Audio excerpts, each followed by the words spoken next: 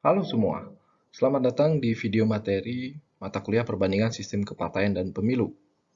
Pada sesi 12 kali ini, saya akan membahas tentang bagaimana pengaruh sistem pemilu terhadap model kampanye yang dilakukan oleh para kandidat ya.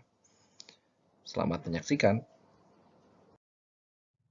Sebelum kita masuk pada eh, apa dampak dari sistem pemilu terhadap model kampanye, ada baiknya kita pahami terlebih dahulu apa sih sebenarnya kampanye itu, kampanye pemilu ya.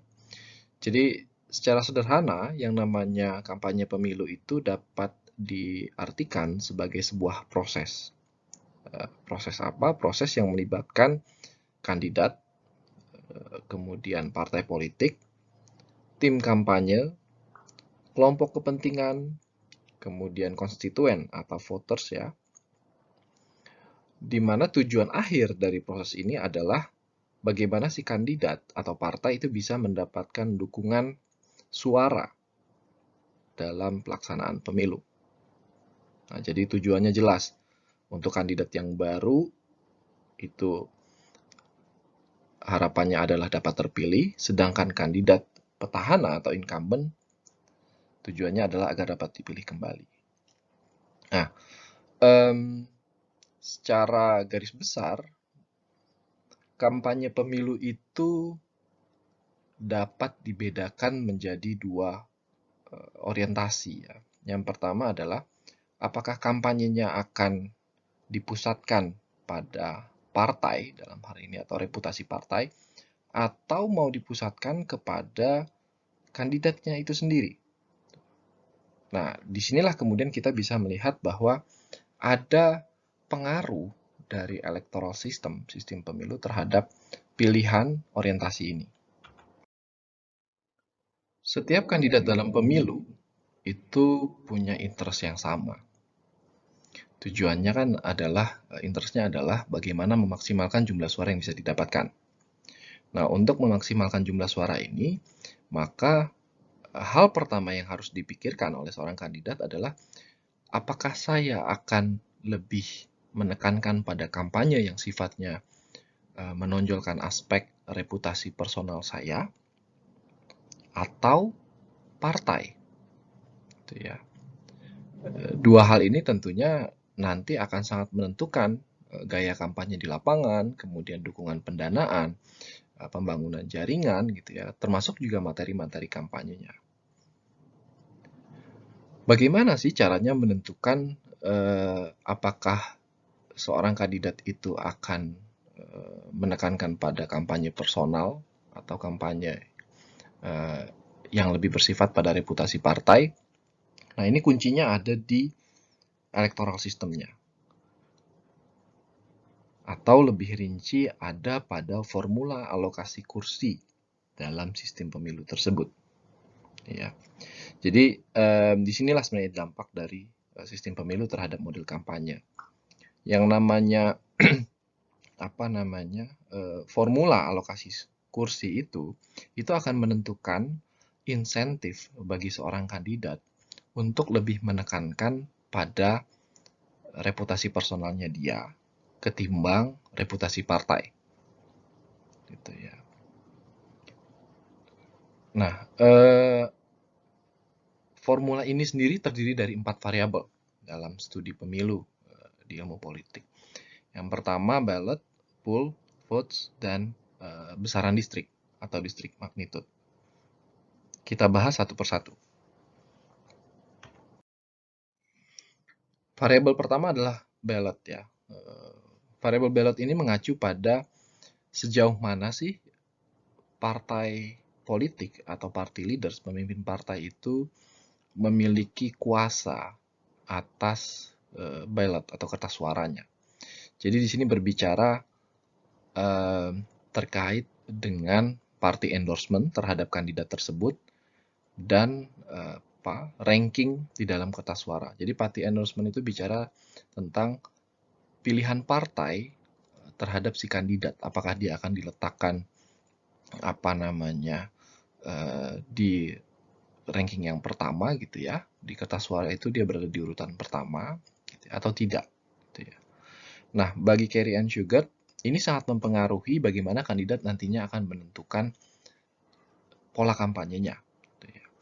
Jadi, kalau pemimpin partai itu mengontrol proses nominasi kandidat, ya kita sempat berbicara tentang rekrutmen kandidat, kalau dia terpusat, ya artinya partai leader memiliki kekuasaan yang sangat besar menentukan siapa saja yang bisa masuk ke daftar caleg tetap gitu misalnya, yang bisa muncul di kertas suara nantinya gitu ya. Nah, jika hal itu terjadi, artinya insentifnya nol bagi seorang kandidat untuk mendorong kampanye yang sifatnya reputasi personal gitu ya kan, ya karena memang partai sangat pemimpin partai sangat menentukan gitu ya bahwa dari partainya itu ranking yang pertama misalnya yang dipilih gitu ya. Nah, dan si kandidat yang tidak bisa berupaya untuk mengubah ini gitu ya dalam proses kampanyenya. Gitu. Nah, ketika misalnya si pemimpin partai tidak punya kontrol terkait dengan nominasi, gitu ya, prosesnya apakah misalnya nominasinya lebih sifatnya desentralistik, gitu ya, ditentukan oleh perwakilan partai di daerah, gitu kan, dan juga misalnya ranking dari kandidat itu tidak ditentukan oleh partai, gitu ya, maka insentif bagi si kandidat untuk membangun reputasi personalnya dia semakin besar. Ya, kalau di sini skornya 2 gitu ya. Nah, kalau misalnya ranking itu tetap ada, tapi kemudian pemilih bisa dalam tanda kutip disturb ya, dia bisa memilih kandidat yang dia sukai tanpa harus misalnya, oke, saya misalnya pemilih setia partai A, ya, tapi saya pengen pilih kandidat yang nomor 3, dan itu diperbolehkan dalam aturan pemilunya gitu ya. Nanti kita ngomongin soal vote, maka insentifnya bagi seorang kandidat untuk membangun reputasi personalnya, untuk membangun daya tarik voters itu semakin cukup besar gitu ya. Tidak begitu besar tapi cukup besar gitu ya. Partai tetap berpengaruh namun tidak begitu signifikan gitu. Selanjutnya adalah variabel pool gitu ya. Ini pertanyaannya tentang apakah kemudian ketika voters memberikan suara dalam pemilu itu, suaranya langsung kepada si kandidat atau di-pool dulu di tingkat partai. Nah, kalau misalnya dia di-pool di tingkat partai, dikumpulkan dulu di tingkat partai gitu kan, kemudian nanti siapa yang lolos itu ditentukan berdasarkan list rankingnya di dalam kertas suara, maka tidak ada insentif dong buat kandidat untuk membangun reputasi personalnya dia. Ya karena partai yang punya kuasa untuk menentukan siapa di ranking nomor 1 gitu ya, itu adalah partai, bukan si kandidat ataupun voters gitu. Jadi kalau votersnya memilih ke partai tersebut, suaranya nanti ditentukan berdasarkan ranking siapa yang nomor 1, kandidat itulah yang mendapatkan suara duluan. Nah, artinya insentifnya nol ya untuk si kandidat untuk membangun reputasi personal.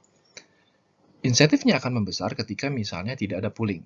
Jadi pure ketika voters memilih, suara itu langsung masuk ke si kandidat masing-masing gitu ya. Kalkulasi suara yang didapatkan oleh kandidat masing-masing.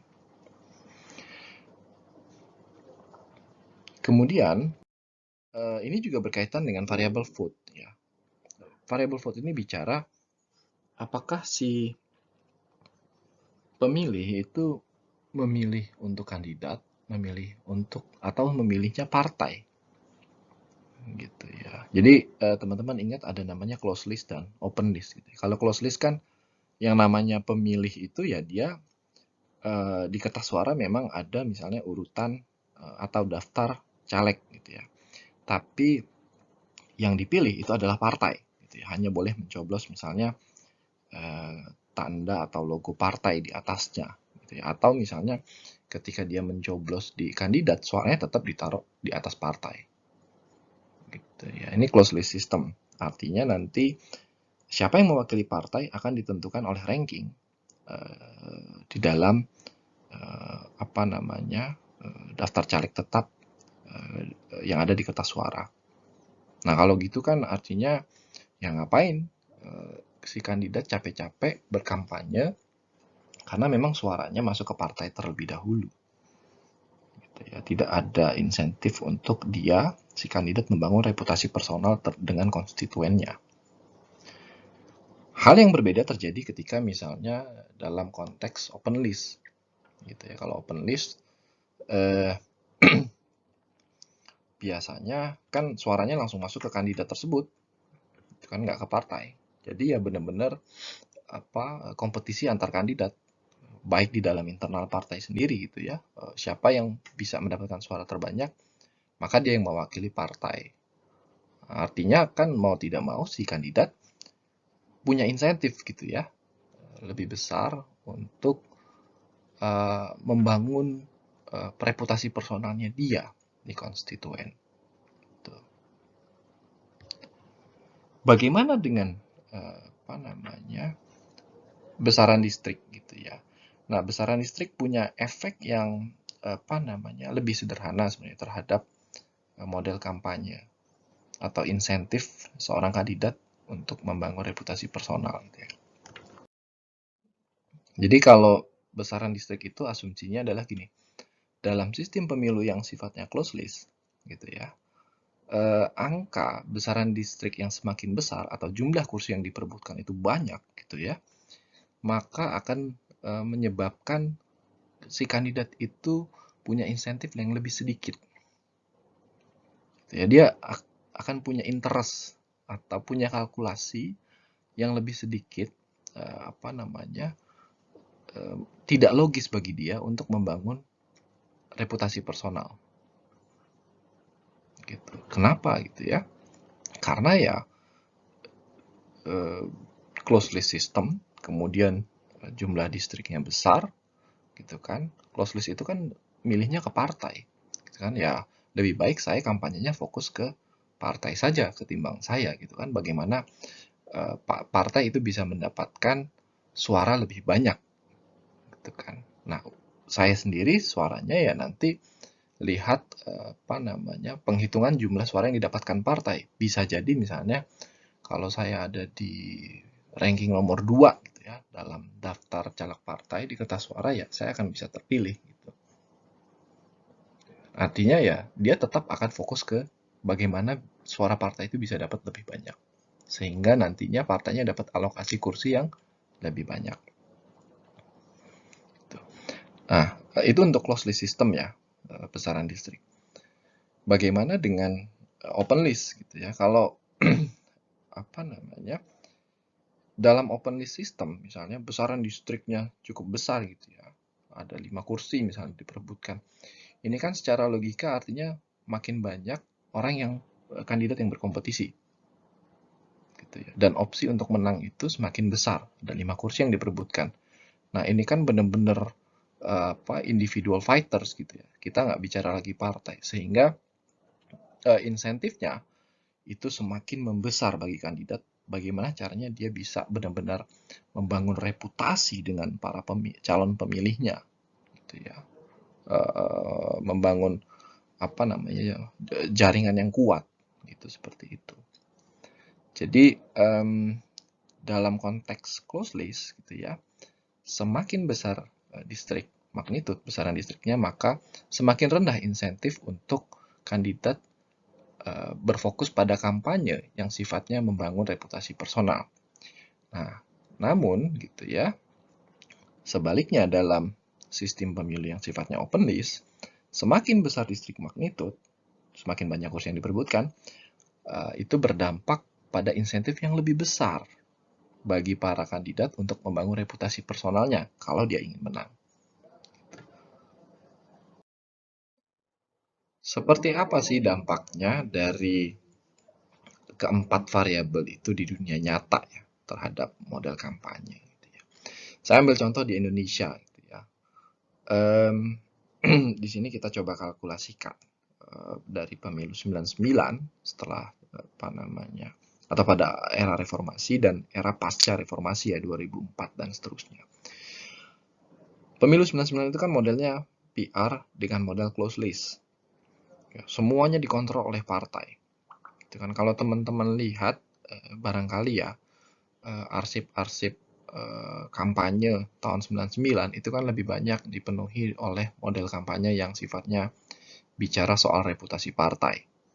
Ada partai reformis gitu kan, ada yang partai dianggap tidak reformis dan apa namanya kegiatan kampanyenya pun sifatnya masif gitu ya. Jadi ngumpul di lapangan besar, kemudian ramai-ramai pakai kaos partai gitu ya. Ada dangdutan gitu kan, masif sekali di kota-kota besar atau pawai gitu ya. Nah, dan biasanya yang dikampanyekan ya partai, reputasi partainya, bukan caleg-calegnya, gitu ya. Lebih banyak ke partai-partainya. Nah, 2004 mulai berubah gitu ya. Kita pakai PR tetap, tapi ada open list system, gitu ya. Jadi pemilu 2004 itu perubahan yang cukup signifikan gitu ya. Banyak misalnya caleg-caleg anggota DPR atau DPRD yang tadinya terpilih pada pemilu 99 itu gagal untuk terpilih kembali karena perubahan dari close list ke open list. Nah, karakternya kalau kita lihat memang insentifnya itu sedikit lebih besar bagi para kandidat caleg-caleg ini untuk berkampanye secara personal. Jadi kalau 99 ya tidak ada insentif gitu karena memang dikontrol oleh partai. Gitu ya. Berdasarkan ranking yang ada di kertas suara gitu ya. Tapi setelahnya 2004 ke sini itu kan semakin orang itu suara itu dialihkan kepada dihitung berdasarkan berapa banyak suara yang didapatkan kandidat. Walaupun di awalnya ada pool ya, semua dikategorikan di pool dulu gitu ya. Partai itu memenuhi parliamentary threshold atau enggak. Tetapi tetap penentuan siapa yang lolos ke parlemen itu ditentukan berdasarkan jumlah suara yang diperoleh kandidat. Baik itu untuk setiap partai. Gitu ya. Jadi benar-benar partai tidak begitu berpengaruh dalam alokasi kursi, gitu ya, formula alokasi kursi. Sehingga kalau kita lihat kan banyak sekali model-model kampanye itu yang sifatnya personal, gitu ya. Kalau saya berikan contoh di sini beberapa poster kampanye pemilu kemarin ya 2019 gitu kan, ini sangat personal sekali gitu ya. Dilihat di sini orang-orang yang memang spesifik menyasar, model kampanye ini spesifik menyasar komunitas-komunitas konstituen tertentu. Gitu ya. Di sini lihat misalnya di beberapa daerah kan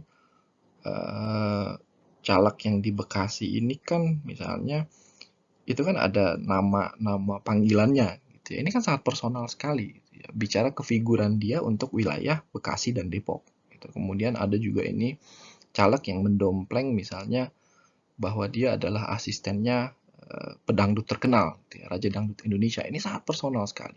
Kemudian juga ada ini untuk DPRD misalnya caleg yang membawa popularitasnya sebagai selebritis ke daerah tertentu, gitu ya. Dan kita lihat memang banyak caleg-caleg yang berasal dari selebritis semakin meningkat jumlahnya. Ya karena efek dari insentif personal itu semakin besar. Jadi orang sekarang menentukan suara itu tidak lagi seringkali ya, tidak lagi melihat partainya, tapi melihat kepada orangnya. Siapa sih dia? Apakah saya kenal dia? Ya, kalau kita cari yang instan ya, selebritis lah. Dikenal, muncul di layar kaca, muncul di media sering gitu kan, sehingga familiar. Gitu kan. Atau tokoh-tokoh masyarakat gitu ya, yang sering yang dikenal oleh konstituen. Nah, beginilah dampak dari keempat variabel dalam formula alokasi kursi sebuah sistem pemilu ya. Untuk Indonesia, kampanye itu menjadi semakin personal ketimbang menekankan pada aspek reputasi partai. Jadi kalau kita bisa simpulkan ya, formula alokasi kursi itu sangat menentukan bagaimana orientasi kampanye seorang kandidat. Kalau dia party center, formulanya tadi partai mengontrol ballot pool, kemudian juga aspek vote ya, maka adalah satu hal yang rasional bagi kandidat untuk berkampanyenya hanya fokus pada reputasi partai. Dan dampaknya apa? Biasanya kampanye dalam sistem pemilu yang party center itu lebih banyak bicara soal isu-isu nasional, reputasi partai di tingkat nasional, misalnya apa partai anti korupsi lah, reformasi, pendukung demokrasi, gitu ya, seperti itu ya, levelnya nasional, gitu ya. Atau misalnya partai yang mendukung kesejahteraan, macam-macam. Gitu. Namun ketika sistem pemilu itu lebih banyak menekankan pada kandidat center gitu ya terkait dengan alokasi kursinya, maka model kampanye kandidat itu berfokus pada dirinya, pada personalitas dia. Sehingga isu-isunya lebih yang sifatnya subnasional, isu-isu yang akar rumput gitu ya. Apa namanya? Macam-macam misalnya mungkin kalau saya terpilih, saya akan membangun apa? Lapangan bola gitu. Ini kan hal-hal yang sifatnya sangat lokal gitu ya, sangat apa? Sangat spesifik ke daerah tertentu gitu ya. Atau misalnya saya mau memberikan pendidikan PAUD gratis gitu. Nah, seperti itu kira-kira. Sebelum saya tutup, saya ingin mengajak kita semua untuk merefleksikan kondisi atau dinamika kampanye pemilu yang sekarang semakin ini ya, semakin marak ya di tingkat global gitu ya. Kalau kita lihat kan sosial media menjadi uh, semakin populer dalam alat kampanye. Nah, barangkali teman-teman bisa merefleksikan dalam pandangan kalian, apakah penggunaan sosial media atau internet ini itu punya punya dampak yang signifikan terhadap cara orang berkampanye, gitu ya. Apakah ada keuntungan atau benefit atau ada juga eh, apa namanya hal-hal yang negatif, gitu ya. Oke, terima kasih sudah menyaksikan video ini. Semoga bermanfaat. Sampai jumpa di video materi berikutnya.